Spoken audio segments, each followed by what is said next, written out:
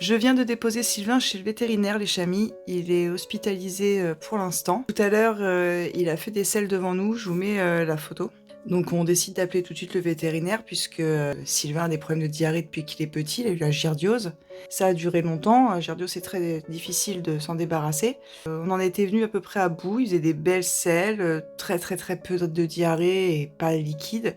Jusqu'à ce que ça recommence. Donc on a fait du Profender, donc le traitement en pipette, puce et verre, 3 jours d'affilée pour prévenir justement d'un verre qui sera un peu récalcitrant ou une éventuelle giardiose qui sera encore là. Sauf que depuis, la diarrhée ne s'arrête pas jusqu'à ce qu'on obtienne cette selle-là. Donc on a appelé le vétérinaire pour expliquer ça.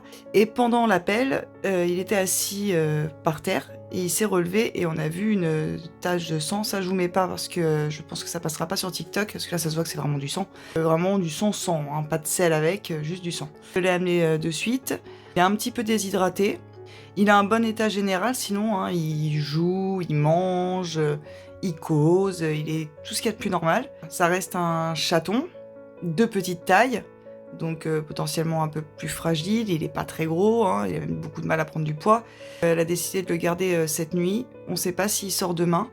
Pour l'instant, ce qui est prévu, c'est de le mettre sous perf pour le réhydrater, de lui faire des analyses sur les selles, de lui faire des analyses de sang.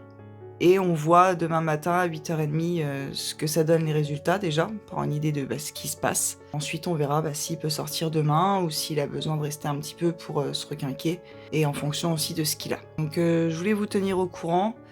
Pour l'instant on va essayer, ce qui est très difficile, de pas s'inquiéter. Puis on n'a jamais laissé, à part les 3 petits chatons qu'on a perdus, nos animaux chez le vétérinaire comme ça la nuit, se faire hospitaliser, c'est jamais arrivé. Donc on est très stressé. On a de la chance, c'est que cette vétérinaire vit à la clinique, il sera pas du tout seul. J'espère que ça va bien se passer pour lui parce que vraiment Sylvain il a des habitudes, il demande beaucoup d'attention, donc j'espère que ça va aller pour lui, qu'il va pas trop angoisser, etc. Je vous redonne des nouvelles au plus vite, dès que je sais quelque chose, je vous dis. Je vous fais des gros bisous et puis on croise tous les doigts s'il vous plaît dans les commentaires pour que petit Sylvain aille bien. Voilà. Gros bisous tout le monde. Chalut.